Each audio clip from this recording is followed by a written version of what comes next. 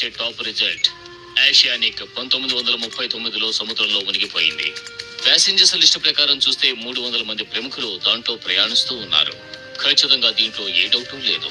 Titanic అయితే ఏంటి, oceanic అయితే ఏంటి, ఏదైనా సముద్రం అడుగుకి వెళ్ళడం నాకు చాలా సంతోషంగా ఉంది. అది చాలా ప్రమాదం జూలీ.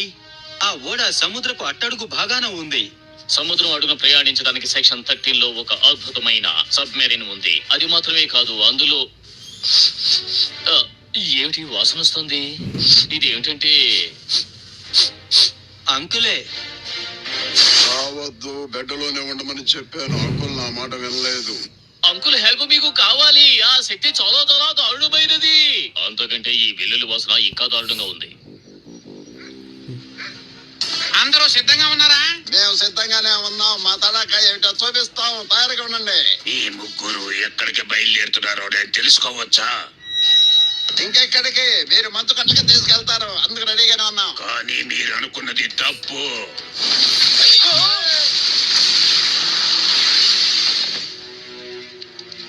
లేదు, మీరేదో కొత్తగా కనిపెడతారు కదా, అదే అయి ఉంటుందని ఊహించాం. కరెక్ట్ గా చెప్పావు. పిడుగు తాలూకా శక్తి మన పూర్వీకులు బంధించిన కాస్నెట్ లో ఉంది. ఓ అలాగా, అది ఎక్కడుందో మీకేమైనా తెలుసా? ఇది కూడా బాగా తెలియదా?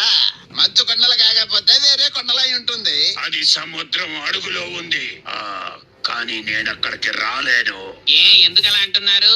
నీళ్ళంటే భయం అని మాతో కథలు చెప్పొద్దు. భయమా? నాకా? అటువంటిది ఏమీ లేదు. నేను నీటి లోపలికి వచ్చేంత మీకు ఇక్కడ శిక్ష వేసేది ఎవరు? అందుకే నేను నీటి లోపలికి రానంటున్నాను. కానీ మీరు ముగ్గురు వెళ్ళగలరు.